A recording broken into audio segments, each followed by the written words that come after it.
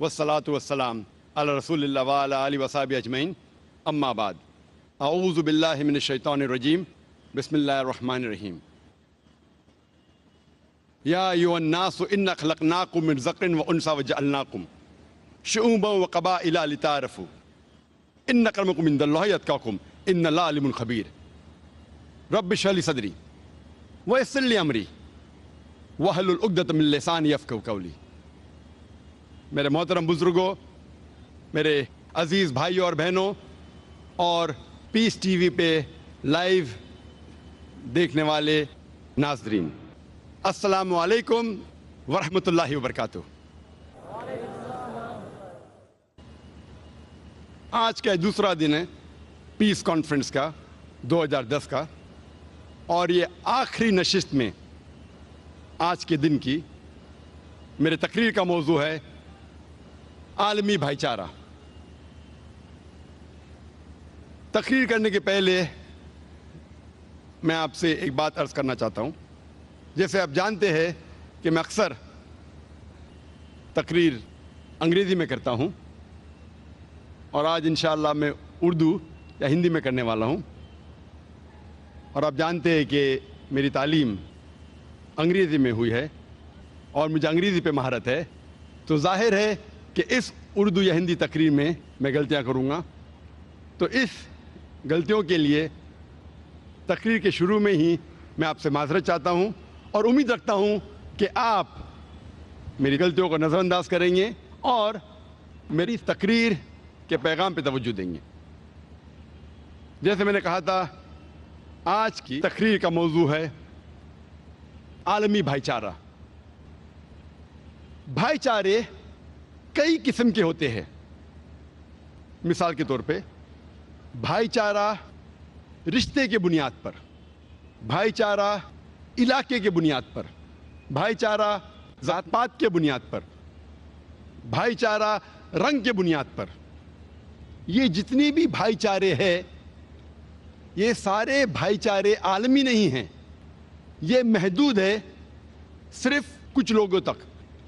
मिसाल के तौर पे जो भाईचारा रिश्तेदारी के बुनियाद पर है, वो सिर्फ अपने रिश्तेदारों को लेके चलता है, दुनिया के सारे लोगों को समेटता नहीं है। जो भाईचारा इलाके के बुनियाद पे है, मिसाल के तौर पे हिंदुस्तानी भाईचारा, ये सिर्फ हिंदुस्तानी लोगों को लेता है, अंग्रेज लोगों को नहीं समेटता है। अगर भाईचारा रंग के बुनियाद पर है, मिसाल के तौर पे गोरे लोगों का भाईचारा, तो सिर्फ ये गोरे लोगों को समेटता है, दुनिया के सारे इंसानों को नहीं समेटता है। तो जितने भी ये भाईचारे हैं, ये महदूद है। इनको हम आलमी भाईचारा बिल्कुल नहीं कह सकते। इस्लाम इस बात को तस्लीम नहीं करता कि इंसान का ज़ात के बुनियाद पर बंटवारा हुआ या इंसान का बंटवारा रंग के हिसाब से होना चाहिए। इस्लाम नहीं मानता कि इंसान ऊंचा या नीचा हो सकता है रंग के बुनियाद पर, जात पात के बुनियाद पर, दौलत के बुनियाद पर। अल्लाह सुब्हानहू व तआला फरमाते हैं सूरह हुजुरात में, सूरह नंबर 49 आयत नंबर 13 में, जिस आयत की तिलावत मैंने इस लेक्चर को आगाज़ करने पर की थी। अल्लाह ताला फरमाते, या अय्युहन नासु इन्ना खलक़नाकुम मिन ज़करिन व उन्सा व जअलनाकुम शुऊबन व क़बाइला लिताअरफ़ू इन्न अक्रमकुम इंदल्लाहि अत्क़ाकुम इन्नल्लाहा अलीमुन ख़बीर। ऐ इंसानों, हमने तुम्हें एक मर्द और एक औरत के जोड़े से बनाया है, पैदा किया है, और तुम्हें कौमों और कबीलों में बांटा है ताकि आप एक दूसरे को पहचान सके, ना कि आप एक दूसरे से नफरत करें। और तुम में से सबसे बेहतरीन इंसान वो है जो मुत्तकी है। इस कुरान मजीद की आयत से हमें पता लगता है कि अल्लाह सुब्हानहू व तआला का दारो मुदार कोई इंसान को ऊंचा या नीचा मानने के लिए जात नहीं है, रंग नहीं है, जिन्स नहीं है। دولت نہیں ہے. اللہ کے نزدیک کوئی انسان چاہے گورا یا کالا ہو اس سے اونچا یا نیچا نہیں بنتا. چاہے امیر یا غریب ہو اس سے اونچا یا نیچا نہیں بنتا. چاہے وہ ہندوستان میں پیدا ہوا یا یو ایس اے میں پیدا ہوا, اس سے اللہ سبحانہ و تعالیٰ کے نزدیک کوئی انسان اونچا یا نیچا نہیں بنتا. اللہ کے نزدیک انسان اونچا تب بنتا ہے جب وہ متقی بنتا ہے. کوئی انسان کو جانچنے کے لیے ضرورت ہے تقوی کی. تقوی مانے نیکی, اچھے اعمال, دینداری. ایک انسان دوسرے انسان سے تبھی اونچا بن سکتا ہے جب وہ اللہ سبحانہ و تعالیٰ کے اور قریب آئیں. دینداری میں اونچا نہ رہے. دینداری, اچھے اعمال اور نیکی اللہ کے نزدیک بنیاد ہے کسی انسان کو اونچا یا نیچا کہنے کے لیے. اللہ سبحانہ و تعالیٰ فرماتے ہیں قرآن مجید میں, سورہ روم میں, سورہ نمبر 30 آیت نمبر 22 میں, اللہ سبحانہ و تعالیٰ کی نشانی میں سے نشانی ہے یہ آسمان اور زمین اور انسانوں کے جو مختلف رنگ اور زبانیں ہیں. یہ نشانی ہے دانش مندوں کے لیے تاکہ وہ سمجھ سکے. اللہ کے نزدیک یہ جو اللہ نے مختلف زبانیں انسانوں کو دی ہے, مختلف رنگ دیے ہیں, وہ اللہ تعالیٰ کی نشانی ہے تاکہ آپ ایک دوسرے کو پہچان سکے, نہ کہ آپ ایک دوسرے سے نفرت کریں. اللہ تعالیٰ فرماتے سورہ اسراء میں, سورہ نمبر 17 آیت نمبر 70 میں, وَلَقَدْ كَرَّمْنَا بَنِي آدَمَ. اللہ سبحانہ و تعالیٰ نے سارے بنی آدم پہ کرم فرمایا. اللہ سبحانہ و تعالیٰ نے سارے بنی آدم کو عزت دی, چاہے وہ عورت ہو یا آدمی ہو, چاہے کالا ہو یا گورا ہو, چاہے امیر ہو یا غریب ہو. اللہ سبحانہ و تعالیٰ نے سارے بنی آدم پر کرم فرمایا. کئی مذاہب ہے جو یہ مانتے ہیں کہ ساری انسانیت ایک مرد اور ایک عورت کے جوڑے سے پیدا ہوئی, آدم علیہ السلام اور بی بی حوا. ان مذاہب میں سے ایک مذہب مانتا ہے کہ صرف عورت یعنی کہ بی بی حوا انسانیت گناہ میں پیدا ہونے کے لیے ذمہ دار ہے. یہ مذہب کہتا ہے کیونکہ ایک عورت نے گناہ کیا, ایک عورت کے وجہ سے ساری انسانیت گناہ میں پیدا ہوئی. اسلام اس بات کو بالکل نہیں مانتا. اسلام میں آدم علیہ السلام اور بیوی حوا دونوں کو یکساں ذمہ دار ٹھہرایا گیا ہے, اور کئی جگہ قرآن مجید میں اس کا ذکر آتا ہے. مثال کے طور پہ سورہ اعراف میں سورہ نمبر 7 آیت نمبر 19 سے 27 تک تقریباً 1 درجن سے زیادہ ٹائم, 12 سے زیادہ وقت دونوں کو خطاب کیا گیا ہے, آدم علیہ السلام اور بیوی حوا. اور یہاں کہا گیا ہے کہ دونوں نے اللہ سبحانہ و تعالیٰ کی بات نہیں مانی, دونوں نے اس کے بعد معافی مانگی اور اللہ سبحانہ و تعالیٰ نے دونوں کو معاف کیا. قرآن مجید کے مطابق دونوں کو یکساں ذمہ دار, دونوں کو یکساں قصوروار ٹھہرایا گیا ہے. قرآن مجید میں ایک بھی آیت نہیں ہے جس میں کہیں بھی صرف بیوی حوا کو قصوروار ٹھہرایا گیا ہے, لیکن قرآن مجید میں ایک آیت ہے جس میں صرف آدم علیہ السلام کا ذکر ہے.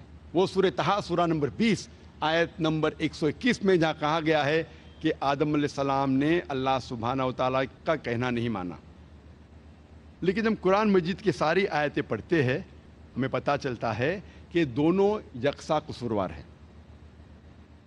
اور کچھ غیر اسلامک مذہب ہے جو یہ کہتے ہیں کہ اس کے وجہ سے اللہ سبحانہ و تعالیٰ نے عورتوں پر لعنت بھیجی اور عورتیں تکلیف سے بچے جنیں گی یہ ان کے لیے ایک سزا ہے، کیونکہ عورت نے اللہ کا کہنا نہیں مانا، اسی لیے عورت کے اوپر لعنت ہے، اور وہ تکلیف کے ساتھ بچوں کو جنیں گی اور اپنے شوہر کی غلام بنیں گی۔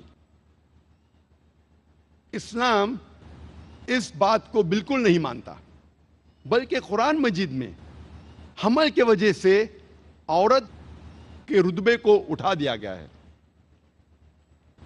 اللہ تعالیٰ فرماتے ہیں سورہ نساء میں سورہ نمبر 4 آیت نمبر 1 میں، عزت کرو اس کوکھ کی جس نے تمہیں جنم دیا۔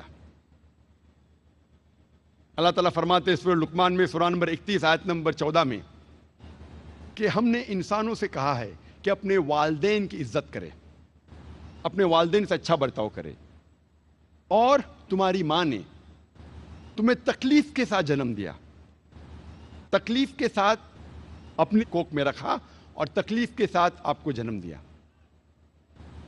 اللہ تعالیٰ پیغام کو دہراتے ہیں سورہ اعراف میں سورہ نمبر 46 آیت نمبر 15 میں، جس میں کہا گیا ہے کہ اے انسانوں، اپنے والدین کی عزت کرو، ان کے ساتھ اچھا برتاؤ کرو، اور تمہاری ماں نے تکلیف کے ساتھ تمہیں جنم دیا، اور تمہاری ماں نے 2 سال تک تمہاری پرورش کی پیدا ہونے کے بعد۔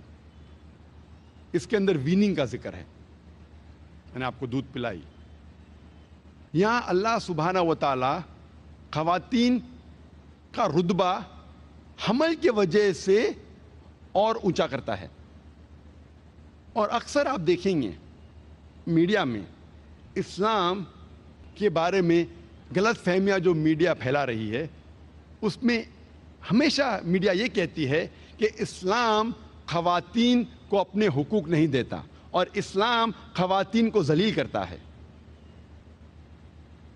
یہ سمے نہیں ہے یہ الزام کو دور کرنے کا، اور اس موضوع پہ میں نے تقریر کی تھی لاسٹ کانفرنس میں انگریزی میں، وومنز رائٹس ان اسلام، اسلام میں خواتین کے حقوق۔ اگر وہ آپ تقریر دیکھیں گے تقریباً 1.5 سے 2 گھنٹے کی ہے، اس میں صاف طریقے سے ظاہر کیا گیا ہے کہ الحمدللہ اسلام میں عورت اور مرد کا رتبہ یکساں ہے۔ اسلام میں عورت اور مرد کا درجہ ایک ہے، لیکن درجہ ایک ہونے کا یہ مطلب نہیں کہ سب چیزوں میں وہ یکساں ہے۔ Equality does not mean identicality. پوری طور پہ اگر آپ جانچ پڑتال کریں گے تو پتہ چلے گا کہ عورت اور مرد کا رتبہ جو ہے وہ برابر ہے۔ اللہ سبحانہ و تعالیٰ نے رتبہ دونوں کا ایک رکھا ہے، لیکن ان کے ذمہ داری علیحدہ ہے۔ ڈپینڈنگ اپون دا سائیکولوجیکل میک اپ، بایولوجیکل میک اپ، فزیولوجیکل میک اپ، مرد اور عورت کی ذمہ داری علیحدہ ہے، لیکن اوور آل بوتھ ایکول۔ میں ایک مثال آپ کو پیش کروں گا جس سے آپ کو سمجھ میں آئے گا میں کیا کہنا چاہتا ہوں۔ مثال کے طور پہ ایک کلاس میں ایگزامینیشن ہوتا ہے اور 2 طلباء کو سب سے بہترین مارکس ملتے ہیں، دونوں کو ملتے ہیں 80% مارکس۔ جب ہم تحقیق کرتے ہیں پتہ چلتا ہے کہ کویشچن پیپر میں 10 سوال تھے اور ہر سوال کا جواب دینے پہ طالب کو ملیں گے 10 مارکس میکسیمم۔ ہم تحقیق کرتے 2 طلباء، طالب اے اور طالب بی، دونوں کو 80% ملتا ہے۔ ان کا جب آنسر شیٹ ہم دیکھتے تو پتہ چلتا ہے کہ کویشچن نمبر 1 کے جواب میں طالب اے کو ملتا ہے 10 میں سے 9 مارکس، طالب بی کو ملتا ہے 10 میں سے 7 مارکس۔ تو آنسر نمبر 1 میں طالب اے کا رتبہ بی سے زیادہ ہے۔ Student A has a degree of advantage over B. سوال نمبر 2 کے جواب میں اسٹوڈنٹ بی کو ملتا ہے 10 میں سے 9 مارکس اور اسٹوڈنٹ اے کو ملتا ہے 10 میں سے 7 مارکس۔ تو جواب نمبر 2 میں اسٹوڈنٹ بی کا رتبہ اونچا ہے، student B has a degree of advantage over student A. باقی سارے 8 سوال کے جوابوں میں دونوں اسٹوڈنٹ اے اور بی کو ملتا ہے 10 میں سے 8۔ آپ جب حساب لگاتے ٹوٹل کرتے ہیں ہمیں پتہ چلتا ہے دونوں اسٹوڈنٹ کو اے اور بی طالب اے اور بی دونوں کو ملتا ہے 100 میں سے 80 مارکس. اسی طریقے سے کچھ چیزوں میں عورتوں پہ ذمہ داری زیادہ ہے, کچھ چیزوں میں مرد پہ ذمہ داری زیادہ ہے, لیکن پوری طور پہ آدمی اور مرد اسلام میں ایک ہی درجے کے ہیں. مثال کے طور پہ اگر ایک چور میرے گھر میں داخل ہوتا ہے, میں نہیں کہوں گا میں خواتین کے حقوق میں مانتا ہوں, I believe in women's rights. میں نہیں کہوں گا میری بہن اور میری بیوی سے کہ جا کے چور کا سامنا کرو. میں جانتا ہوں کہ آدمی عورت سے زیادہ طاقتور ہے, اور اللہ سبحانہ تعالیٰ فرماتے سورہ نساء میں سورہ نمبر 4 آیت نمبر 34 میں کہ اللہ سبحانہ و تعالیٰ نے مرد کو عورت سے زیادہ طاقت دی ہے تاکہ ان کی ذمہ داری ہے کہ عورت کو سپورٹ کرے, عورت کی حفاظت کرے. تو اس کے اندر کیونکہ مرد کو طاقت زیادہ دی ہے, اسی لیے مرد کی ذمہ داری ہے کہ وہ عورت کی حفاظت کرے. میں یہ نہیں کہہ سکتا ہوں I believe in women's rights, میں خواتین کے حقوق میں مانتا ہوں اس لیے میری بہن, میری اہلیہ, میرے والدہ جا کے جھگڑا کرے. دوسری مثال ہے, یہ کہا گیا ہے صحیح بخاری میں جلد نمبر 8 کتاب الاداب چیپٹر نمبر 2 حدیث نمبر 2 میں ایک شخص محمد صلی اللہ علیہ وسلم کے پاس آتے ہیں اور ان سے کہتے ہیں کہ ساری دنیا میں مجھے سب سے زیادہ محبت کس سے کرنا چاہیے؟ اور اللہ کے رسول فرماتے تیری ماں سے. پھر وہ شخص کہتے اس کے بعد کون؟ اللہ کے رسول فرماتے تیری ماں. وہ شخص کہتا ہے اس کے بعد کون؟ اللہ کے رسول فرماتے تیری ماں. چوتھی بار جب پوچھتا ہے اس کے بعد کون؟ اللہ کے رسول فرماتے تیرا باپ.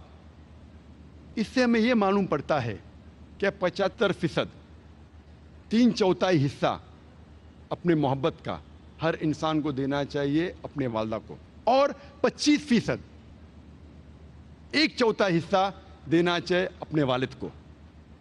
مختصر سا ہم یہ کہہ سکتے کہ والدہ کو ملتا ہے گولڈ میڈل, سونے کا تمغہ, والدہ کو ملتا ہے سلور میڈل, چاندی کا تمغہ, والدہ کو ملتا ہے برونز میڈل, تمغے کا تمغہ, اور والد کو اطمینان رکھنے کے لیے ملتا ہے صلح بخش انعام, کنسولیشن پرائز.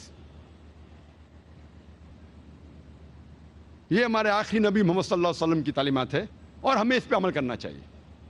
تو اس چیز میں ہمیں پتہ چلتا ہے کہ عورتوں کا درجہ, کیونکہ وہ انسان کو اپنے پیٹ میں 9 مہینے رکھتی ہے اور تکلیف کے ساتھ جنم دیتی ہے, عورتوں کا رتبہ اللہ سبحانہ و تعالیٰ اور اونچا کرتا ہے.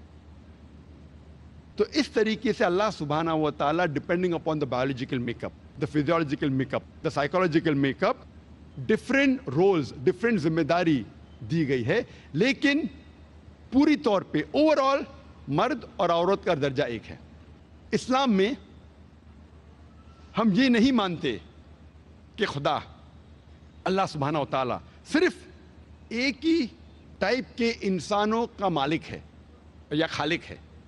ہم یہ نہیں مانتے کہ اللہ سبحانہ و تعالیٰ صرف ایک گروہ یا ایک قسم کے انسانوں کا خالق ہے.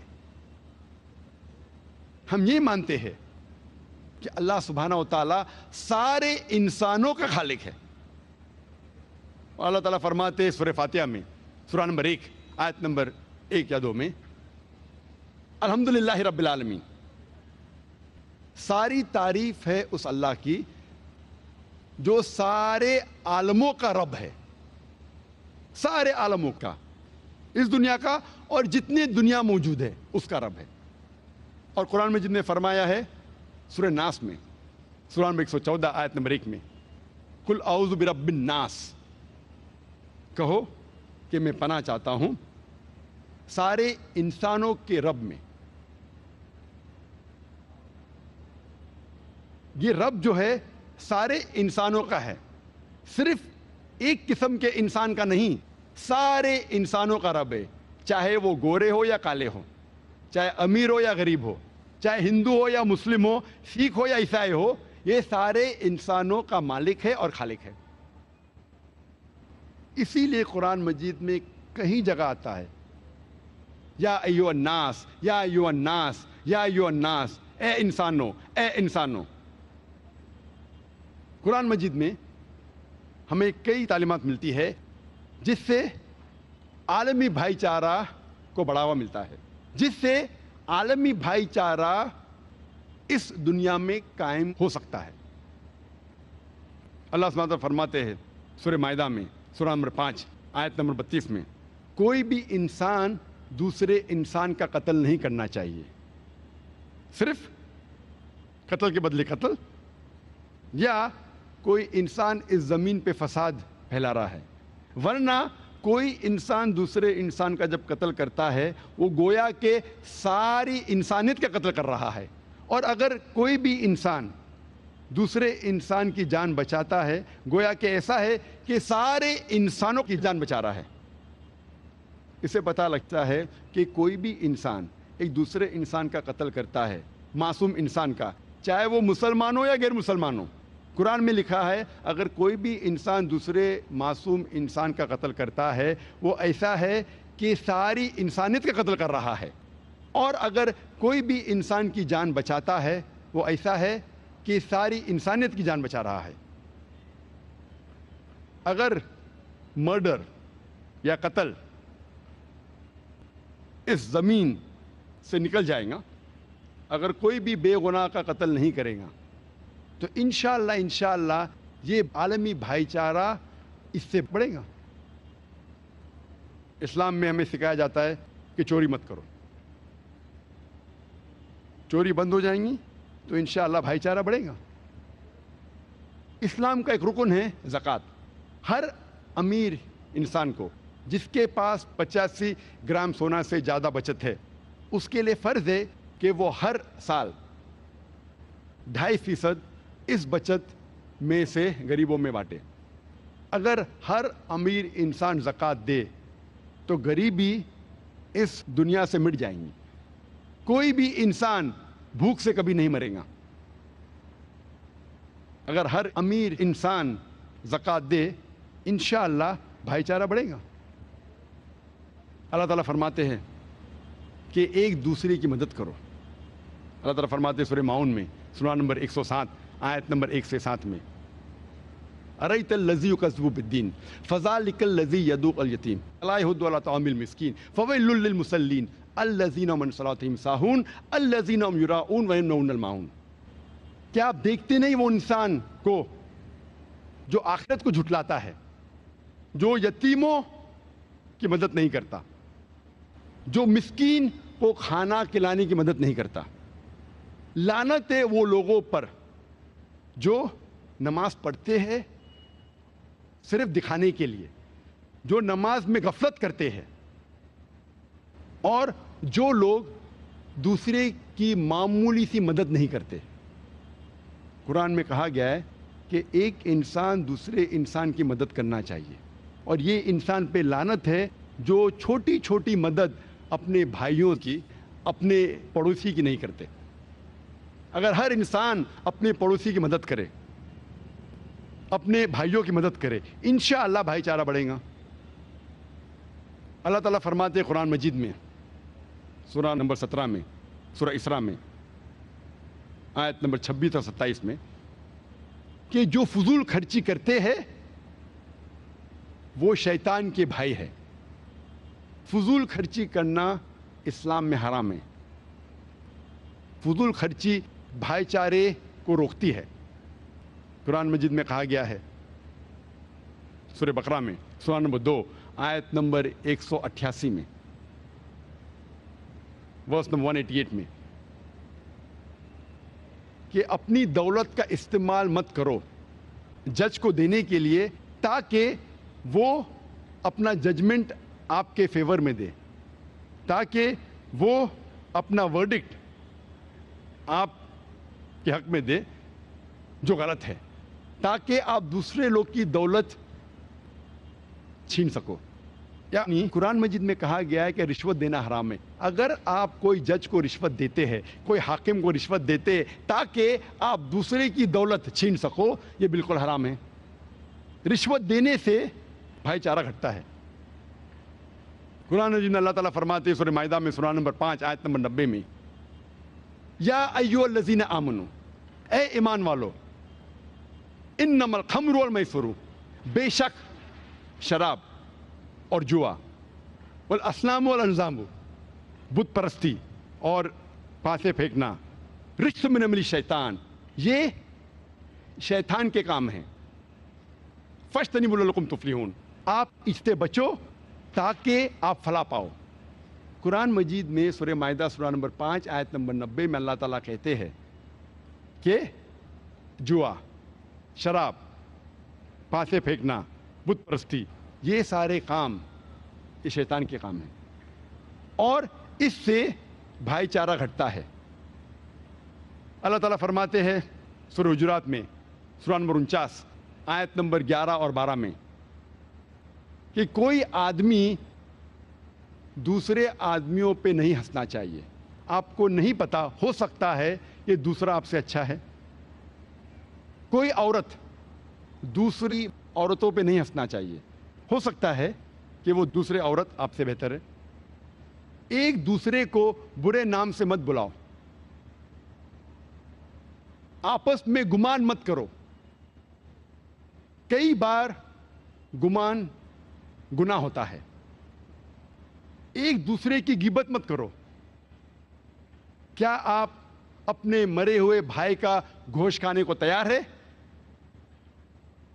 بے شک نہیں، آپ کو گھن آئیں گی۔ یہاں اللہ سبحانہ تعالیٰ فرماتے ایک دوسرے پہ ہنسنا اچھی بات نہیں ہے، ایک دوسرے کو برے نام سے بلانا اچھی بات نہیں ہے، ایک دوسرے پہ گمان کرنا اچھی بات نہیں ہے، اور غیبت کرنا ایسا ہے گویا کہ آپ اپنے مرے ہوئے بھائی کا گوشت کھا رہے ہیں۔ یہ کرنے سے بھائی چارہ گھٹتا ہے۔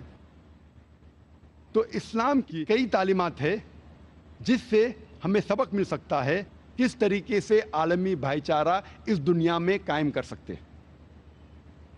نہ کہ اسلام صرف کہتا ہے بھائی چارے کے بارے میں، اسلام میں ہر ماننے والوں کے لیے فرض ہے کہ وہ کم از کم 5 وقت بھائی چارہ کو عمل میں لائے۔ میں ذکر کر رہا ہوں اسلام کے دوسرے رکن کے بارے میں، وہ ہے صلاح، نماز۔ ہر مسلمان کا فرض ہے کہ وہ 5 بار نماز پڑھے، اور نماز پڑھتے وقت ہمارے رسول محمد صلی اللہ علیہ وسلم فرماتے ہیں، لکھا ہے صحیح حدیث میں، ابو داؤد کی اور صحیح بخاری کی بھی، اللہ سبحانہ و تعالیٰ کے رسول فرماتے ہیں صحیح بخاری میں جلد نمبر 1 کتاب الادان چیپٹر نمبر 75 حدیث نمبر 692 میں کہ جب آپ صلاح کے لیے کھڑے ہوتے ہیں تو کندھے سے کندھا ملاؤ اور ٹھکنوں سے ٹھکنا ملاؤ۔ اللہ کے رسول فرماتے ہیں صحیح حدیث میں سنن ابو داؤد میں جلد نمبر 2 کتاب الصلاح حدیث نمبر 666 میں کہ جب آپ صلاح کے لیے کھڑے ہوتے ہیں تو کندھے سے کندھا ملاؤ اور بیچ میں کوئی جگہ مت چھوڑو کہ شیطان بیچ میں گھسے۔ ہمارے نبی صلی اللہ علیہ وسلم وہ اس شیطان کا ذکر نہیں کر رہے تھے جو آپ اونیڈا ٹی وی کے ایڈ میں دیکھتے، جو شیطان کے 2 سنگ ہوتے ہیں۔ اللہ کے رسول اس شیطان کا ذکر کر رہے تھے، وہ شیطان جو آپ انسانوں کے درمیان بھید بھاؤ پیدا کرتا ہے، رنگ کا، دولت کا، اونچ نیچ۔ جب ہم صلاح کے لیے کھڑے ہوتے ہیں، مسلمان کے لیے فرض ہے کہ وہ کندھے سے کندھا ملائے۔ آپ کے سامنے چاہے راجا کھڑا ہو یا فقیر، امیر یا غریب، گورا یا کالا، آپ کے لیے فرض ہے کہ آپ کندھے سے کندھا ملائیں۔ ہر مسلمان کے لیے فرض ہے کہ کم از کم وہ 5 بار ہر روز بھائی چارے کے اوپر عمل کرے۔ اسلام کا 5واں رکن ہے حج، اور حج ایک بہترین مثال ہے بھائی چارے کے بارے میں۔ حج سب سے بڑی سالانہ گیدرنگ ہے، جلسہ ہے، جہاں تقریباً 3 سے 4 ملین 30 سے 40 لاکھ لوگ مختلف ممالک سے آتے ہیں، امریکہ سے، کینیڈا سے، انگلینڈ سے، پاکستان سے، انڈیا سے، سنگاپور سے، انڈونیشیا سے، ملیشیا سے، اور سارے پہن کے آتے 2 بنا صلاح سفید کپڑا۔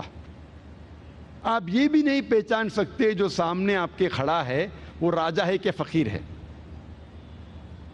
اور سب آتے ہیں ایک ہی مقصد سے، لبیک اللہم لبیک، اے خدا ہم حاضر ہیں تیرے لیے۔ اور محمد صلی اللہ علیہ وسلم حجۃ الوداع میں جو حج کا آخری خطبہ تھا اس میں کہتے ہیں کہ کوئی بھی عرب دوسرے غیر عرب عجم سے اونچا نہیں ہے، نہ کوئی عجم کوئی عرب سے اونچا ہے، کوئی گورا انسان کالے سے اونچا نہیں ہے، نہ کوئی کالا انسان گورے سے اونچا ہے، صرف ایک وجہ سے اونچا ہو سکتا ہے، وہ ہے تقویٰ کی بنیاد پر، پرہیزگاری کی بنیاد پر، دینداری کی بنیاد پر، نیکی کی بنیاد پر۔ اسلام میں بنیادی رکن جو ہے وہ ہے توحید، اور اسلام کا بنیادی رکن ہے کہ سارے انسانوں کا مالک، خالق، رب، رہبر ایک ہی ہے، وہ ہے اللہ سبحانہ و تعالیٰ، اور یہ عالمی بھائی چارے کے لیے فرض ہے۔ اس کے بنا عالمی بھائی چارہ ممکن ہی نہیں، کیونکہ اس کی بنیاد پہ ہم یہ مان سکتے ہیں کہ چاہے انسان آدمی ہو یا عورت، غریب ہو یا امیر، کالا ہو یا گورا، اس کا خالق، اس کا مالک، اس کا رب ایک ہی ہے، وہ ہے اللہ سبحانہ و تعالیٰ۔ یہ اسلام کا سب سے اہم رکن ہے، اور اس کی بنیاد پر ہی عالمی بھائی چارہ ممکن ہے، ورنہ ممکن ہی نہیں۔ ایک خدا میں ماننا اور ایک خدا کی عبادت کرنا نہ ہی صرف اسلام کا اہم رکن ہے، جتنے مذاہب آپ پڑھیں گے اس کا اہم رکن ہے ایک خدا، ایک اللہ کی عبادت کرنا، اور صرف ایک خدا، ایک اللہ میں ماننا۔ توحید سارے مذاہب کا رکن ہے، اور جب ہم پڑھتے ہیں آکسفورڈ ڈکشنری میں what is the meaning of religion? Religion, according to Oxford Dictionary, means a belief in a superhuman controlling power, a personal god or gods that deserve worship and obedience. مذہب کے معنی Oxford dictionary کے مطابق ہے کہ ایک یا انیک خدا میں ماننا جس کی آپ عبادت کرتے ہیں اور جس کا کہنا مانتے ہیں۔ آپ کو کوئی بھی مذہب کے بارے میں جاننا ہے تو فرض ہے کہ آپ اس مذہب کہ خدا کو جانو۔ جب تک آپ اس مذہب کے خدا کو نہیں جانیں گے تب تک آپ اس مذہب کو جان ہی نہیں سکیں گے۔ آج ہم کوشش کریں گے دیگر مذاہب کو جاننے کے لیے، اور ان مذاہب میں خدا کے بارے میں کیا کہا گیا ہے۔ کوئی مذہب کو جاننے کے لیے مذہب کے ماننے والوں کو دیکھنا ضروری نہیں۔ اگر آپ مذہب کو جانیں گے مذہب کے ماننے والوں کو دیکھنے کے بعد تو یہ صحیح طریقہ نہیں، کیونکہ کئی بار مذہب کے ماننے والے خود نہیں جانتے ان کے مذہب میں کیا لکھا ہے اور ان کی مذہبی کتاب کیا کہتی ہے خدا کے بارے میں۔ اسی لیے سب سے بہترین اور سب سے صحیح طریقہ یہ جاننے کے لیے کہ مذہب کیا ہے اور اس مذہب کے خدا کے بارے میں کیا لکھا ہے، وہ ہے اس مذہبی کتاب کی تحقیق کرو۔ تو اس بنیاد پہ ہم آج کوشش کریں گے جاننے کے لیے کہ دیگر مذاہب میں کیا لکھا ہے اور ان مذاہب میں خدا کے بارے میں کیا کہا گیا ہے۔ سب سے پہلے ہم کوشش کریں گے جاننے کے لیے ہندو مذہب کیا کہتا ہے خدا کے بارے میں، بھگوان کے بارے میں، ایشور کے بارے میں۔ اگر آپ کوئی ہندو سے پوچھیں گے کہ وہ کتنے خدا میں مانتا ہے، کتنے ایشور میں مانتا ہے، کتنے بھگوان میں مانتا ہے، تو آپ کو جواب ملے گا۔ کوئی ہندو کہے گا 3، کوئی کہے گا 100، کوئی ہندو کہے گا 1000، کوئی کہے گا 33 کروڑ، 330 ملین، 33 کروڑ۔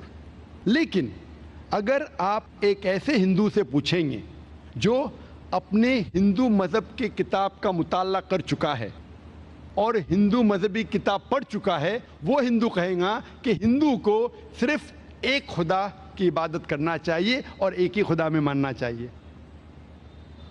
لیکن عام ہندو وہ ایک فلسفے میں مانتا ہے جسے کہتے ہیں پینتھیزم۔ پینتھیزم کے معنی ایوری تھنگ از گاڈ، سب کچھ خدا ہے۔ عام ہندو مانتا ہے کہ سب کچھ خدا ہے، چاند خدا ہے، سورج خدا ہے، انسان خدا ہے، پیڑ خدا ہے، سانپ خدا ہے۔ ہم مسلمان یہ کہتے ہیں اور یہ مانتے ہیں کہ سب کچھ خدا کا ہے، چاند خدا کا ہے، سورج خدا کا ہے، انسان خدا کا ہے، پیڑ خدا کا ہے، سانپ خدا کا ہے۔ تو جو اہم فرق ہندو اور مسلم میں ہے، عام ہندو کہتا ہے سب کچھ خدا ہے، ہم مسلمان کہتے ہیں سب کچھ خدا کا ہے۔ یہ فرق صرف کا ہے۔ اگر یہ کا کے فرق کو مٹا دیں گے تو ہندو اور مسلم ایک ہو جائیں گے۔ اس فرق کو مٹانے کے لیے اللہ سبحانہ تعالیٰ فرماتے ہیں سورہ ال عمران میں، سورہ نمبر 3 آیت نمبر 64 میں، کل یا اہل کتاب، کہو اہل کتاب سے، تعالوا الی کلمۃ سواء بین بینکم، آؤ ہم اس بات کی طرف جو آپ اور ہم میں یکساں ہے۔ سب سے پہلی بات اللہ نعبد الا اللہ، کہ ہم صرف ایک خدا کی عبادت کریں، ولا نشرک بہ شیئا، کہ ہم آپس میں کسی کو شریک نہ کریں، ولا نشرک بہ شیئا ولا یتخذ بعضنا بعضا اربابا من دون اللہ، کہ ہم آپس میں کسی کو رب نہ بنائیں۔ فَإِن تَوَلَّوْا فَقُولُوا اشْهَدُوا بِأَنَّا مُسْلِمُونَ، اور اگر وہ کہنا نہیں مانے تو آپ شہادت دو کہ ہم مسلم ہیں اور ہم اللہ سبحانہ و تعالیٰ کی عبادت کرتے ہیں۔ قرآن مجید میں ایک طریقہ بتلایا گیا ہے کس طریقے سے بھائی چارہ بڑھانا چاہیے دیگر مذاہب کے بیچ۔ یہ کہنا چاہیے آؤ ہم اس بات کی طرف جو آپ اور ہم میں یکساں ہے۔ سب سے پہلی بات اللہ نعبد الا اللہ، کہ ہم صرف ایک ہی خدا کی عبادت کریں۔ ابھی ہم تحقیق کریں گے کہ ہندو مذہبی کتاب میں کیا لکھا ہے خدا کے بارے میں۔ جب ہم پڑھتے ہیں اپنشد، جو ایک اہم ہندو مذہب کی کتاب ہے، چھندوگیہ اپنشد میں لکھا ہے، چیپٹر نمبر 6 سیکشن نمبر 2 شلوک نمبر 1 میں، ایکم ایودتیم، خدا ایک ہے، اس کے علاوہ کوئی نہیں ہے۔ لکھا ہے سویتا سویتار اپنشد میں چیپٹر نمبر 6 شلوک نمبر 9 میں، ناچسیہ کسج جنیتا نہ چدیپا، اس ایشور کا کوئی بھی والدین نہیں ہے، کوئی بھی رب نہیں ہے، اس ایشور کا کوئی بھی والد نہیں، کوئی بھی والدہ نہیں، اس ایشور کا اس سے اوپر کوئی نہیں ہے۔ لکھا ہے سویتا سویتار اپنشد میں چیپٹر نمبر 4 شلوک نمبر 19 میں، نہ تسیہ پرتیما استی، اس ایشور کی کوئی پرتیما نہیں۔ پرتیما ایک سنسکرت لفظ ہے جس کے معنی ہے عکس، فوٹوگراف، پینٹنگ، پکچر، اسکلپچر، مورتی، اسٹیچو۔ لکھا ہے سویتا سویتار اپنشد میں ادھیائے نمبر 4 شلوکا نمبر 19 میں، نہ تسیہ پرتیما استی، اس ایشور، اس بھگوان کی کوئی پرتیما نہیں، کوئی عکس نہیں، کوئی فوٹوگراف نہیں، کوئی پینٹنگ نہیں، کوئی پکچر نہیں، کوئی مورتی نہیں، کوئی اسکلپچر نہیں۔ سب سے زیادہ ہندو مذہب میں پڑھی جانے والی کتاب ہے بھگوت گیتا۔ بھگوت گیتا میں لکھا ہے ادھیائے نمبر 7 میں شلوکا نمبر 20 میں کہ all those whose intelligence has stolen by material desires they worship demigods، جو پیسے کے پیچھے بھاگتا ہے، جو دنیاوی چیز کے پیچھے بھاگتا ہے، وہ غلط خدا، غلط ایشور کی عبادت کرتا ہے۔ اور کئی جگہ تفسیر میں لکھا ہے اس کے معنی یہ بھی ہوتا ہے کہ یہ لوگ جو پیسے اور دنیاوی چیز کے پیچھے بھاگتے ہیں وہ مورتی کی عبادت کرتے ہیں۔ ہندو مذہب میں سب سے اونچی کتاب، سب سے پاک کتاب ہے وید۔ وید میں لکھا ہے یجروید ادھیائے نمبر 32 منتر نمبر 3 میں، نہ تسیہ پرتیما استی، اس ایشور، اس بھگوان کی کوئی پرتیما نہیں، کوئی پینٹنگ نہیں، کوئی پکچر نہیں، کوئی پورٹریٹ نہیں، کوئی مورتی نہیں، کوئی اسٹیچو نہیں، کوئی اسکلپچر نہیں۔ یجروید ادھیائے نمبر 32 شلوک اور منترا نمبر 3 میں لکھا ہے، ناتسیہ پرتیما استی، اس ایشور کی کوئی پرتیما نہیں، کوئی عکس نہیں، کوئی پکچر نہیں، کوئی فوٹو نہیں، کوئی پینٹنگ نہیں، کوئی مورتی نہیں، کوئی اسکلپچر نہیں، کوئی اسٹیچو نہیں۔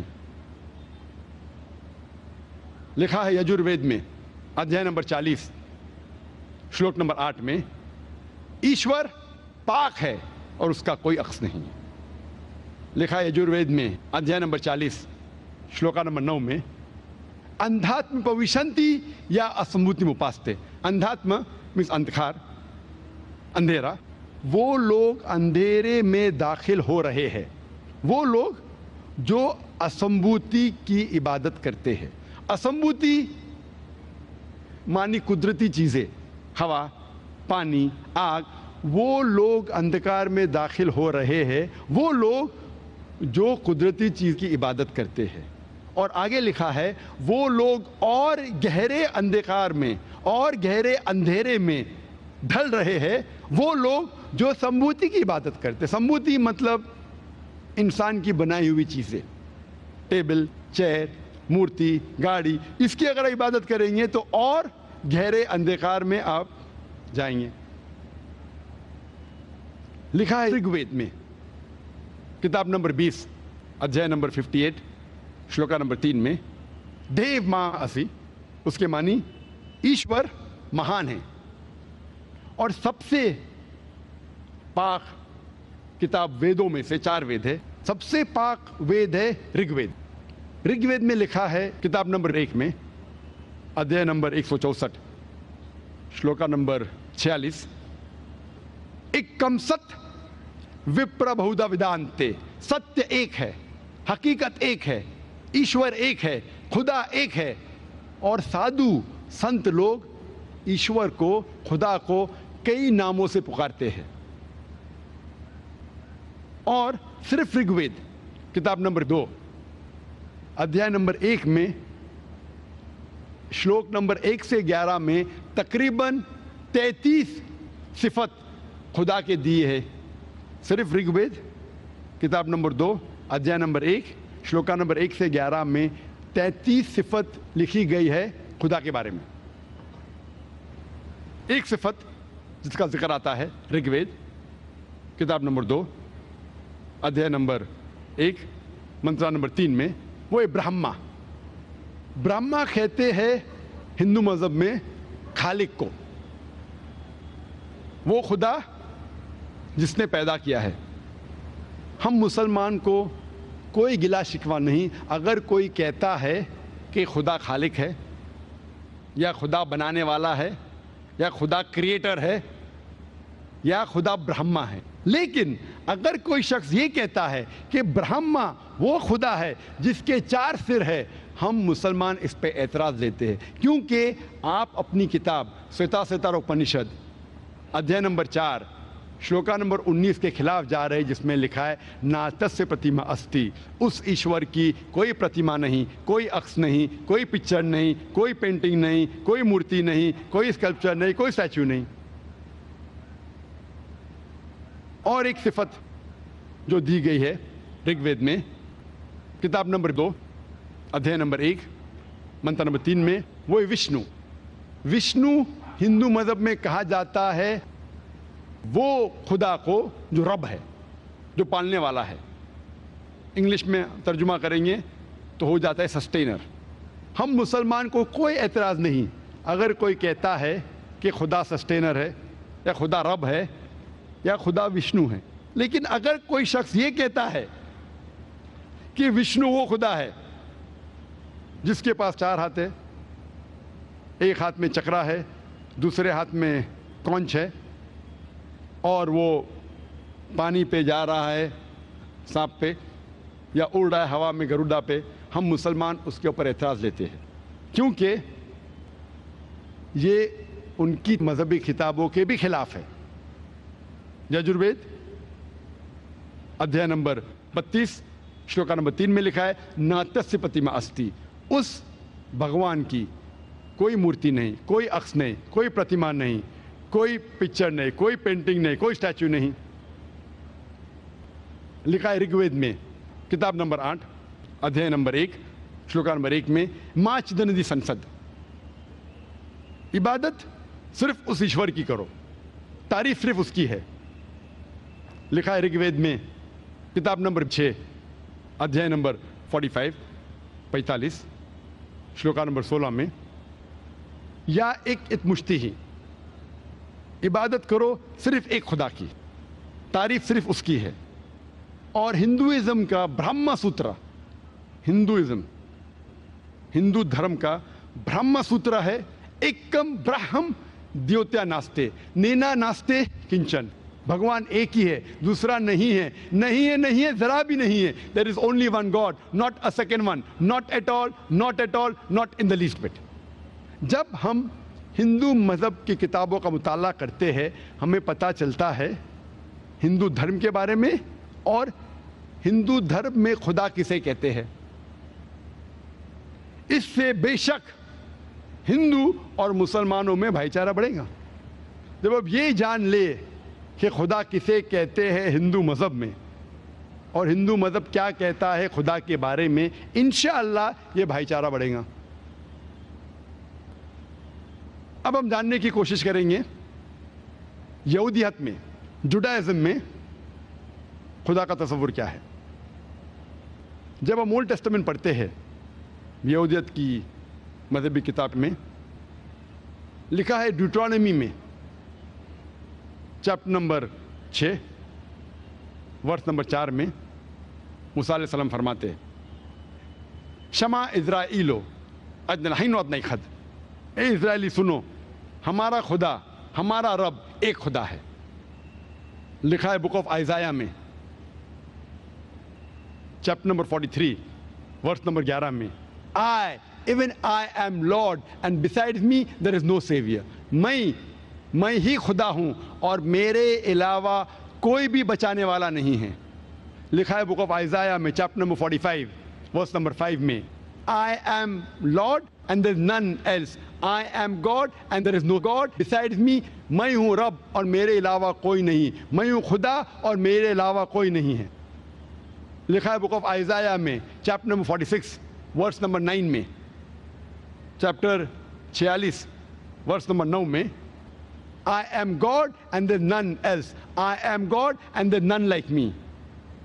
میں ہوں خدا اور میرے علاوہ کوئی نہیں، میں ہوں خدا اور میرے جیسا کوئی نہیں ہے. لکھا ہے بک آف ایکسوڈس میں چیپٹر نمبر 20 ورسز نمبر 3 سے 5 Thou shalt have no other God besides me. Thou shalt not make unto thee any graven image of anything, of any likeness, in the heaven above, in the earth beneath, in the water beneath the earth. Thou shalt not bow down to them, nor serve them, for I, thy God, thy Lord, am the jealous God. لکھا ہے book of Exodus میں ادھیائے number 20 verse number 3 سے 5 میں آپ میرے علاوہ کوئی خدا میں نہیں مانیں گے اور آپ میرے جیسا کوئی عکس نہیں بنائیں گے، چاہے وہ آسمان میں ہو، اس زمین پہ ہو، یا اس زمین کے نیچے پانی میں ہو. اور آپ ان کے سامنے نہیں جھکیں گے اور ان کی عبادت نہیں کریں گے، کیونکہ میں خدا ہوں، جلن رکھنے والا خدا ہوں. یہی پیغام پھر سے دہرایا ہے بک آف ڈیوٹرانومی میں chapter number 5 verses number 7 to 9 میں 7 سے 9 تک میں لکھا ہے کہ thou shall have none other God besides me. Thou shall not make unto thee any graven image of anything, of any likeness, in the heaven above, in the earth beneath, in the water beneath the earth. Thou shalt not bow down to them, nor serve them, for I, thy God, thy Lord, is a jealous God.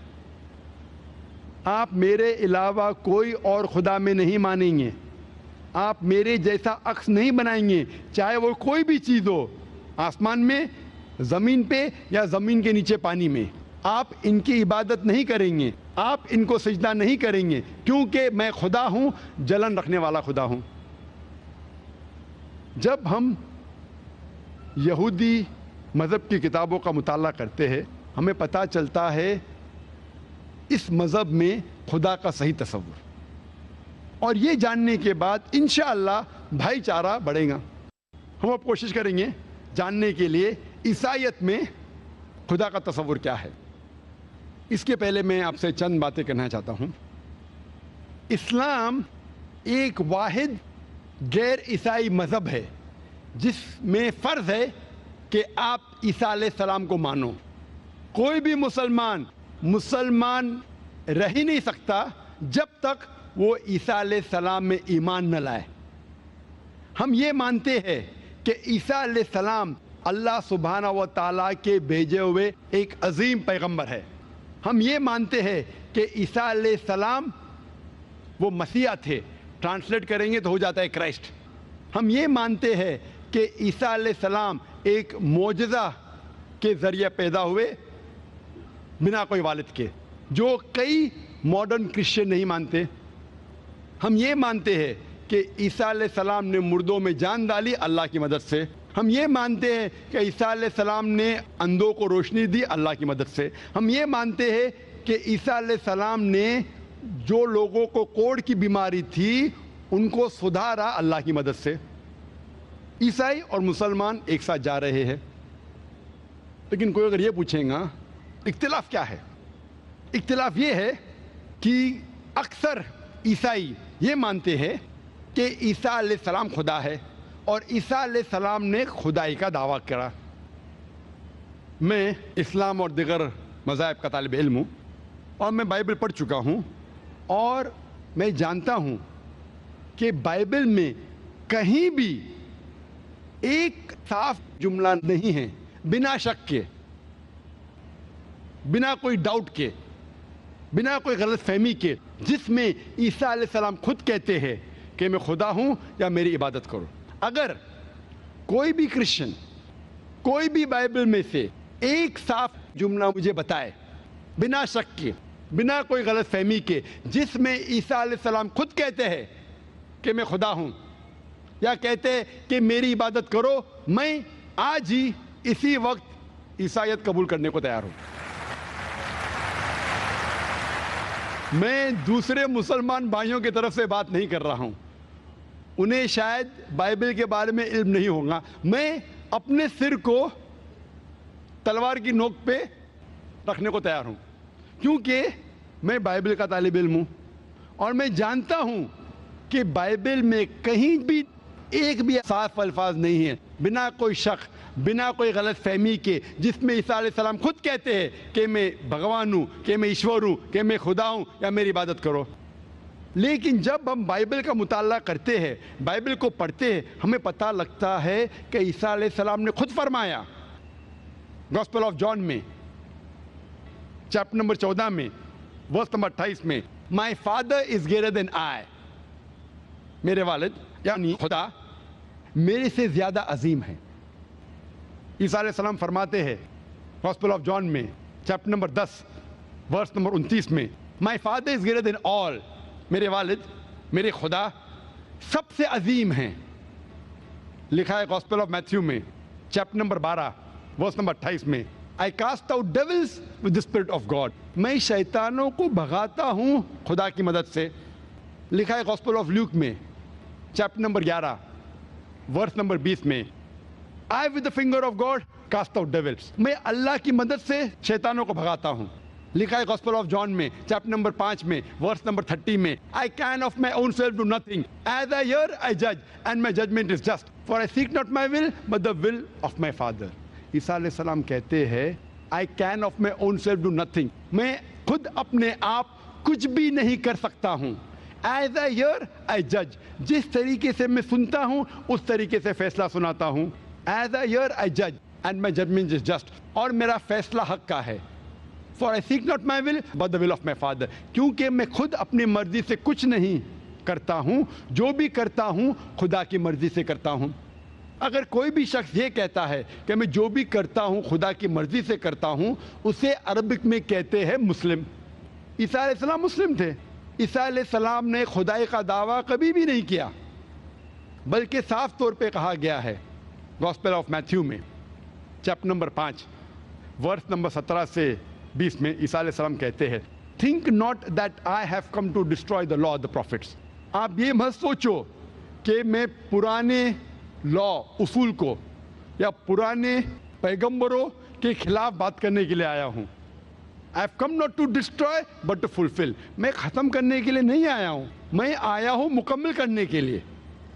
Until the heavens and the earth pass away, not one jot or tittle shall pass away from the law until all be fulfilled۔ جب تک زمین اور آسمان ہے، ایک بھی قانون، چھوٹا سا تنکا بھر قانون نہیں ادھر سے ادھر ہوگا جب تک زمین اور آسمان ہے۔ And anyone who breaks one of the least commandments and teach men to do so shall be called least in the kingdom of heaven۔ اور جو بھی کوئی شخص اگر ایک چھوٹا سا قانون خدا کا توڑتا ہے وہ آخرت کے اندر کبھی بھی سفلتا نہیں پائیں گا, وہ جنت میں نہیں جائیں گا. And anyone who keeps the commandments and teach men to do so shall be called great in the kingdom of heaven. اور جو کوئی اللہ کا کہنا مانتا ہے اور قانون کی پیروی کرتا ہے اور لوگوں کو سکھاتا ہے وہ آخرت میں عظیم درجہ پائیں گا اور جنت میں جائیں گا. Until your righteousness exceeds the righteousness of the scribes and the Pharisees, in no way shall you enter the kingdom of heaven. جب تک آپ یہودی اور فارسیز سے بہتر نہیں ہیں, ان کے سارے قانون کا پالن نہیں کریں گے, تب تک آپ جنت میں نہیں جائیں گے.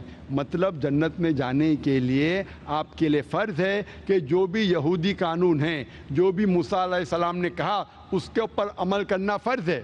اور موسیٰ علیہ السلام نے یہ کہا کہ خدا ایک ہے, خدا کا نہ کوئی عکس ہے, اور صرف اس کی عبادت کرو. عیسیٰ علیہ السلام نے کبھی بھی خدائی کا دعویٰ نہیں کیا, بلکہ عیسیٰ علیہ السلام نے کہا, گوسپل آف جان میں کہا گیا ہے چیپٹر نمبر 14 ورس نمبر 24 میں, The words that you hear are not mine, but my Father's who has sent me. جو آپ الفاظ سن رہے ہیں وہ میرے نہیں ہیں, وہ خدا کے ہیں جس نے مجھے بھیجا. لکھا گیا گوسپل آف جان میں چیپٹر نمبر 17 میں ورس نمبر 3 میں, This life is eternal so that you may know there is one God and Jesus Christ whom thou hast sent. آپ جانو کہ خدا ایک ہے اور اس خدا نے عیسیٰ علیہ السلام کو بھیجا ہے. عیسیٰ علیہ السلام نے خدا کا دعویٰ کبھی بھی نہیں کیا, بلکہ صاف طور پہ لکھا گیا ہے بک آف ایکٹس میں چیپٹر نمبر 2 ورس نمبر 22 میں, Ye men of Israel, listen to this. Jesus of Nazareth, a man approved of God amongst you by wonders and miracles which God did by him and you are witness to it. اس میں کہا گیا ہے Ye men of Israel, listen to this. اے یہودی آپ اس بات کو سنو. Jesus of Nazareth a man approved of God. عیسیٰ علیہ السلام جو نصارہ سے تھے, جن کو اللہ سبحانہ و تعالیٰ نے چنا, جو ایک آدمی تھے آپ کے درمیان سے چنا. Jesus of Nazareth a man approved of God amongst you by wonders and miracles and signs. اور اللہ سبحانہ و تعالیٰ نے ان کے ذریعے معجزہ اور نشانی دکھائی اور آپ اس کے گواہ ہے, and you are witness to it.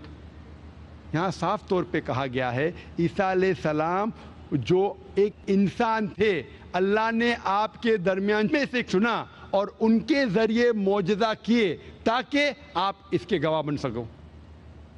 اور جب عیسیٰ علیہ السلام سے پوچھا گیا تھا کہ سب سے پہلا کمانڈمنٹ, سب سے پہلی تعلیم کیا ہے, عیسیٰ علیہ السلام ہو بہو وہی لفظ جو موسیٰ علیہ السلام نے کہا تھا اسے دہراتے ہیں گوسپل آف مارک میں چیپٹر نمبر 12 ورس نمبر 29 میں, شما اسرائیلو ادنی حین و ادنی خد. اے اسرائیل آپ جان لو کہ ہمارا خدا, ہمارا رب ایک خدا ہے. تو جب ہم بائبل کا مطالعہ کرتے ہیں ہمیں پتہ چلتا ہے کہ عیسائیت میں خدا کا صحیح تصور کیا ہے. اب ہم جاننے کی کوشش کریں گے کہ اسلام میں خدا کا تصور کیا ہے. اگر آپ پوچھتے کوئی مسلمان سے کہ خدا کا تصور کیا ہے تو سب سے بہترین جواب کوئی مسلمان دے سکتا ہے وہ ہے سورہ اخلاص. اور سورہ اخلاص میں کہا گیا ہے سورہ نمبر 112 آیت نمبر 1 سے 4 میں, کل هو اللہ احد, کہو کہ اللہ ایک ہے, اللہ الصمد, اللہ جو بے نیاز ہے, لم یلد ولم یولد, نہ وہ کسی سے جنا ہے نہ کسی کو جنا ہے, ولم یکن لہ کفوا احد, اس کے جیسا کوئی نہیں ہے. یہ سورہ اخلاص میں 4 آیتیں ہیں جس میں 4 شرائط ہے, اور کوئی بھی انسان کہتا ہے کہ یہ شخص خدا ہے, اگر یہ 4 شرائطوں پہ اترتا ہے تو ہم مسلمان کو کوئی گلا شکوہ نہیں ماننے کے لیے کہ وہ شخص خدا ہے. سب سے پہلی شرط قل هو اللہ احد, کہو کہ اللہ ایک ہے. دوسری شرط اللہ الصمد, اللہ جو بے نیاز ہے. تیسری شرط لم یلد ولم یولد, نہ وہ کسی کو جنا ہے نہ کسی سے جنا ہے. اور چوتھی شرط ولم یکن لہ کفوا احد, اس کے جیسا کوئی نہیں ہے. یہ چاروں شرائط پہ اگر کوئی اترتا ہے ہمیں کوئی گلا شکوہ نہیں ماننے کے لیے کہ وہ اللہ ہے. یہ سورہ اخلاص خدا کو جاننے کا طلسمہ ہے. کوئی بھی شخص کہتا ہے کہ یہ خدا ہے, اس کو جاننے کے لیے ضروری ہے کہ وہ سورہ اخلاص کے بنیاد پہ اترے. مثال کے طور پہ اگر کوئی شخص کہتا ہے کہ بھگوان رجنیش خدا ہے. ایک وقت ایک ہندو بھائی نے مجھ سے کہا کہ ہم ہندو نہیں مانتے بھگوان رجنیش خدا ہے. میں نے کبھی بھی نہیں کہا کہ ہندو کہتے ہیں بھگوان رجنیش خدا ہے. ہندو دھرم کی کتابوں میں کہیں نہیں لکھا ہے کہ بھگوان رجنیش خدا ہے. میں نے کہا کچھ لوگ مانتے ہیں کہ بھگوان رجنیش خدا ہے. ہم اس بھگوان رجنیش کو دیکھیں گے کہ سورہ اخلاص کے بنیاد پہ وہ سفلتا پاتا ہے یا نہیں. سب سے پہلے قل هو اللہ احد، کہو کہ اللہ ایک ہے. کیا رجنیش ایک تھا؟ ہم جانتے ہیں کہ کئی انسانوں نے دعویٰ کیا خدا رہنے کا، اور خصوصاً اس دیش ہندوستان میں ہزاروں انسان نے کہا ہے کہ میں بھگوان ہوں، میں خدا ہوں. بھگوان رجنیش ایک ہی نہیں ہے. لیکن ایک رجنیش بھکت کہیں گا نہیں وہ ڈیفرنٹ ہے، علیحدہ ہے، الگ ہے. دوسری شرط اللہ الصمد، اللہ جو بے نیاز ہے. کیا بھگوان رجنیش بے نیاز تھا؟ Was he absolute internal? ہم اس کی آٹوبایوگرافی پڑھتے پتہ لگتا ہے کہ اس کی آٹوبایوگرافی میں لکھا ہوا ہے کہ بھگوان رجنیش کو ڈائبٹیز کی بیماری تھی، اس کو استھما تھا، اس کو ریڑھ کی ہڈی کی بیماری تھی. آپ سوچ سکتے بھگوان کو، ایشور کو، خدا کو ریڑھ کی ہڈی کی بیماری ہے، استھما ہے، ڈائبٹیز ہے. اور تیسری شرط لم یلد ولم یولد، نہ وہ کسی کو جنتا ہے نہ کسی سے جنا ہے. ہم جانتے ہیں کہ بھگوان رجنیش وہ مدھیہ پردیش میں پیدا ہوئے تھے، ان کے والدین تھے، اور سن 1981 میں رجنیش جاتے امریکہ، اور وہ ایک اسٹیٹ آف اوریگون میں اپنا سینٹر شروع کرتے رجنیش پورم. اور کچھ سال بعد کئی ہزاروں امریکن کو وہ بیوقوف بناتے ہیں. یو ایس اے کی گورنمنٹ رجنیش کو اریسٹ کرتی ہے، گرفتار کرتی ہے اور ڈالتی ہے جیل میں. رجنیش کہتے ہیں کہ U S a government give me slow poisoning, مجھے جیل میں یو ایس اے نے دھیرے دھیرے زہر دیا. جیل میں زہر دیا. آپ سوچ سکتے بھگوان کو کوئی زہر دے رہا ہے، بھگوان کو سلو پوائزننگ کر رہا ہے. اور 1985 میں 1985 میں یو ایس اے رجنیش کو یو ایس اے کے باہر نکالتے، پھر سے ہندوستان میں آتا ہے اور پونا میں اپنے پرانے سینٹر میں جاتا ہے اور واپس سے اس کو شروع کرتا ہے، اور اسے کہا جاتا ہے اوشو کمیون. آج جب آپ پونا میں جائیں گے اوشو کمیون میں جب داخل ہوئیں گے تو اس کی سمادھی پہ لکھا ہوا ہے Rajneesh Osho never born, never died, but visit the earth from the 11th of December 1931 to the 19th of January 1990. Osho نہ کبھی پیدا ہوا نہ کبھی انتقال ہوا، لیکن اس زمین پہ سیر کرنے کے لیے آئے، گھومنے کے لیے آئے. 11 دسمبر 1931 سے 19 جنوری 1990 تک وہ اس تختیب میں لکھنے بھول گئے کہ رجنیش کو 22 ممالک کی ویزا نہیں ملی. آپ سوچ سکتے بھگوان دھرتی پہ آتے ہیں، زمین پہ آتے سیر کرنے کے لیے، گھومنے کے لیے، اور اسے ویزا کی ضرورت ہے. اور آرک بشپ آف گریس کہتے ہیں کہ رجنیش کو اس دیش سے نکالو ورنہ اس کا گھر اور اس کے ڈسائپلز، اس کے ماننے والوں کا گھر جلائیں گے. اور آخری شرط وَلَمْ يَكُنْ لَهُ كُفُوًا أَحَدٌ، اس کے جیسا کوئی نہیں ہے. یہ بہت اہم ہے. اگر آپ اللہ کی برابری کسی سے کر سکے دنیا میں تو وہ اللہ ہی نہیں ہے. وَلَمْ يَكُنْ لَهُ كُفُوًا أَحَدٌ. ہم جانتے ہیں رجنیش کو عام انسان جیسے 2 آنکھ تھے، 1 ناک تھی، 1 منہ تھا، 2 ہاتھ تھے. اگر کوئی شخص کہتا ہے اور اللہ کی برابری کرتا ہے اور کہتا ہے کہ خدا آرنلڈ شوارزنیگر سے 1000 گنا طاقتور ہے. آرنلڈ شوارزنیگر کا نام سنا ہوگا آپ نے، جس کو ٹائٹل ملا تھا مسٹر یونیورس، سب سے طاقتور انسان ساری کائنات میں، مسٹر ورلڈ، سب سے طاقتور انسان ساری دنیا میں. اگر آپ خدا کو کسی کے ساتھ کمپیئر کر سکے، مقابلہ کر سکے، چاہے وہ آرنلڈ شوارزنیگر ہو، چاہے دارا سنگھ ہو، چاہے کنگ کانگ ہو، چاہے 1000 گنا ہو، چاہے 1,00,000 گنا ہو، چاہے کروڑ گنا ہو، وہ خدا ہی نہیں، وہ اللہ ہی نہیں. وَلَمْ يَكُنْ لَهُ كُفُوًا أَحَدٌ. تو یہ 4 شرائط ہے کسی کو خدا کہنے کے لیے. اگر یہ 4 شرائط پہ کوئی سفلتا پاتا ہے ہمیں کوئی گلا شکوہ نہیں اس شخص کو کہنے کے لیے کہ وہ خدا ہے۔ جب ہم قرآن کا مطالعہ کرتے ہیں ہمیں پتہ چلتا ہے کہ اسلام میں خدا کا صحیح تصور کیا ہے، اور یہ جاننے کے بعد انشاءاللہ عیسائی اور مسلم اور ہندو اور یہودی میں بھائی چارہ انشاءاللہ بڑھیں گا۔ اس طریقے سے ہم جب مطالعہ کرتے ہیں دیگر مذاہب کا اور جانتے ہیں کہ ہر مذاہب میں جو بنیادی اصول ہے وہ ہے کہ ایک خدا میں مانو اور اس خدا کی عبادت کرو اور اس خدا کی کوئی مورتی نہیں، اور یہ جاننا اور ماننا بہت اہم ہے بھائی چارے کے لیے۔ توحید کے بنا عالمی بھائی چارہ ممکن ہی نہیں ہے، ناممکن ہے۔ صرف توحید ہی ایک اصول ہے جس کے ذریعے عالمی بھائی چارہ ممکن ہے، اور یہ جو بھائی چارہ ہے ایمان کی بنیاد پر، یہ بھائی چارہ صرف سارے انسان جو دنیا میں رہتے ہیں ان کو نہیں سمیٹتا۔ It does not only go horizontal, it even goes vertical۔ صرف جو انسان آج اس دنیا میں رہتے انہیں نہیں سمیٹتا، لیکن وہ انسان ایمان کے بھائی چارے کے بنیاد پہ جو پہلے آئے کئی صدیوں پہلے اور جو انشاءاللہ کئی صدیوں بعد آئیں گے، ساروں کو سمیٹتا ہے۔ This universal brotherhood of believing in one God does not only go horizontal, it even goes vertical۔ نہ ہی جو انسان آج اس دنیا میں موجود ہے انہیں سمیٹتا ہے، جو انسان پہلے آ چکے ہیں اور جو آئیں گے ان کو بھی سمیٹتا ہے۔ یہ سب سے بہترین عالمی بھائی چارہ ہے ایمان کے بنیاد پر، توحید کے بنیاد پر۔ اکثر انسان یہ سمجھتے ہیں کہ سب سے بہترین بھائی چارہ ہے رشتہ داری کا۔ اکثر چاہے مسلم یا غیر مسلم اکثر یہ سمجھتے ہیں کہ سب سے بہترین بھائی چارہ ہے رشتہ داری کا بھائی چارہ۔ قرآن مجید میں اس کے بارے میں صاف لکھا ہے۔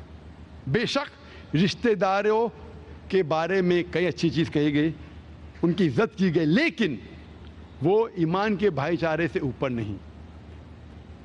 اللہ تعالیٰ فرماتے ہیں سورہ اسراء میں سورہ نمبر 17 آیت نمبر 23 اور 24 میں کہ اللہ کو ماننے کے بعد سب سے بہترین چیز ہے کہ آپ اپنے والدین کی عزت کرو اور ان کے ساتھ اچھا برتاؤ کرو، اور اگر ان میں سے کوئی بھی ایک یا دونوں ضعیف ہو جائے ان کو اف تک مت کہو، لیکن ان کے ساتھ اچھا برتاؤ کرو اور ان کے ساتھ رحم دلی سے پیش آؤ، اور اللہ سے دعا کرو کہ ان پر رحمت برسائے کیونکہ ان نے تمہاری دیکھ بھال کی۔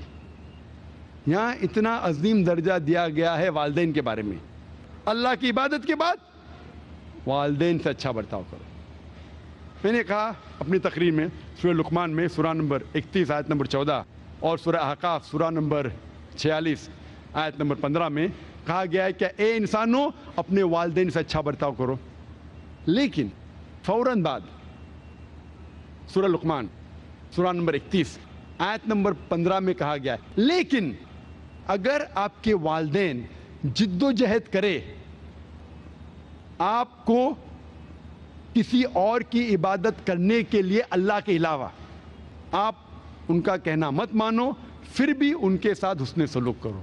اس میں کہا گیا ہے کہ اگر آپ کے والدین جد و جہد کر رہے، آپ کو شرک کرنے پہ مجبور کر رہے، تو آپ ان کی بات مت مانو، لیکن پھر بھی ان کے ساتھ اچھا سلوک کرو۔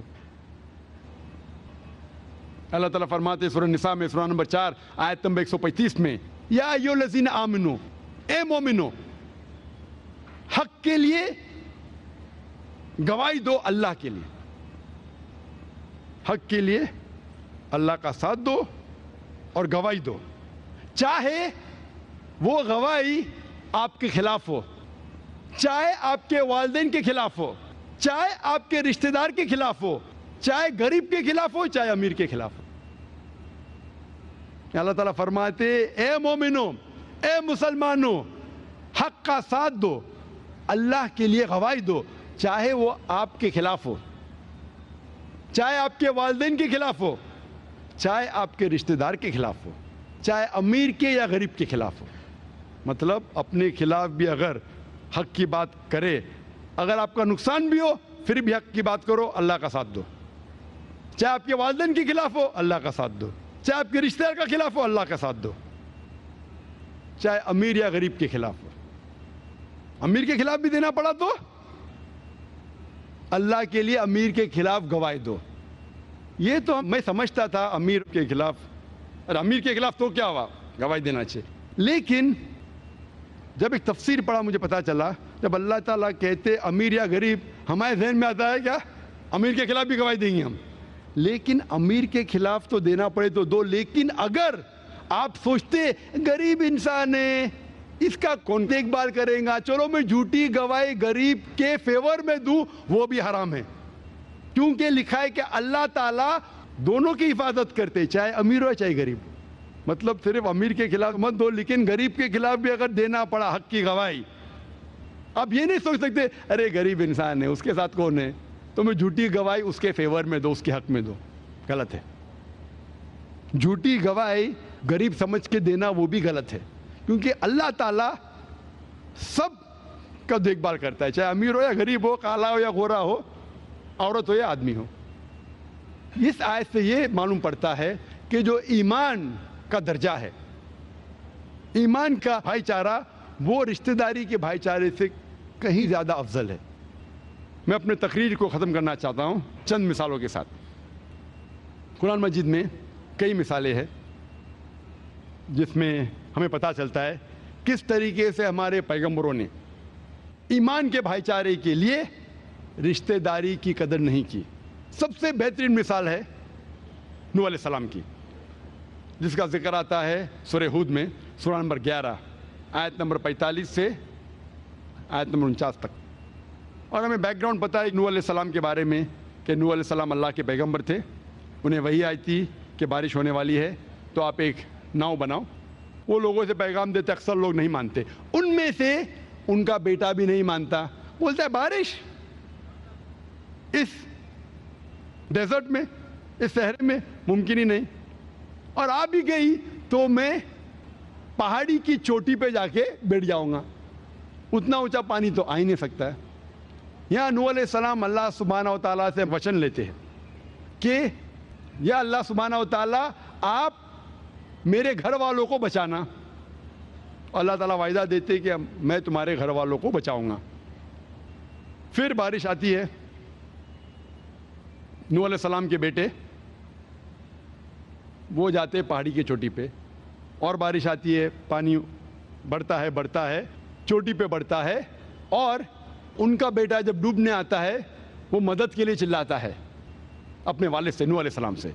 तो नूह अलैहिस्सलाम अल्लाह की तरफ देख के कहते हैं और उनको वादा याद दिलाते कि तूने वादा किया था कि तू मेरे घर वालों को बचाएगा।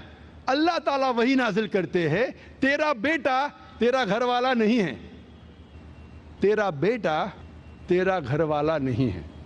मतलब ईमान की जो बुनियाद है वो रिश्तेदारी से कई ज्यादा अजीम है। तो अल्लाह ताला ये फरमाते ईमान वाले तेरे घर वाले हैं, तेरा बेटा तेरा घर वाला नहीं है।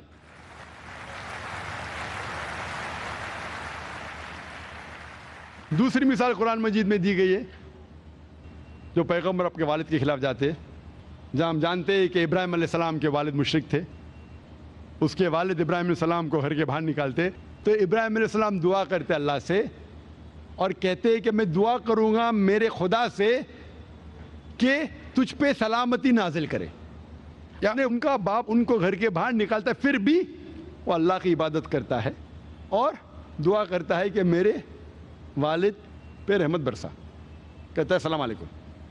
और कई मिसाल है, आप पढ़ेंगे सूरह तहरीम सूरह नंबर 66 आयत नंबर 10 में। यहाँ मिसाल है बीवियों की, लूत अलैहिस्सलाम की बीवी और नूह अलैहिस्सलाम की बीवी, जिनने अपने शोहर जो पैगंबर थे उनका कहना नहीं माना, फिर भी जो पैगंबर थे नूह अलैहिस्सलाम और लूत अलैहिस्सलाम हक पे रहे, तौहीद पे रहे।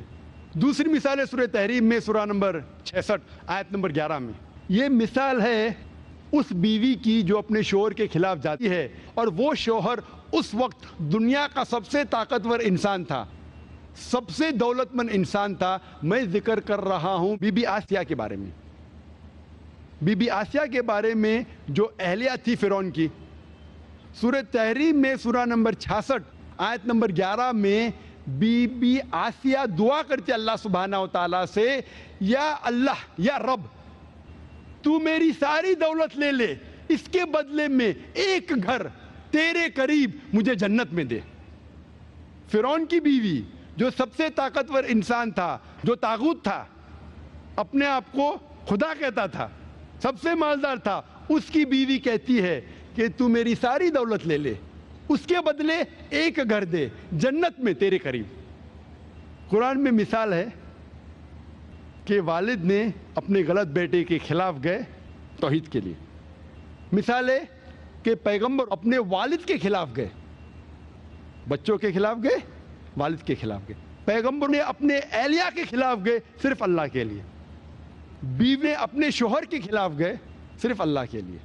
اس سے یہ ثابت ہوتا ہے کہ ایمان کا بھائی چارہ, توحید کا بھائی چارہ, ایک خدا کو ماننا اور اس کی عبادت کرنا, یہ بھائی چارہ سارے بھائی چاروں سے اونچا ہے, اور یہ ایک ہی بھائی چارہ ہے جس سے سارے دنیا کے لوگ ایک ہو.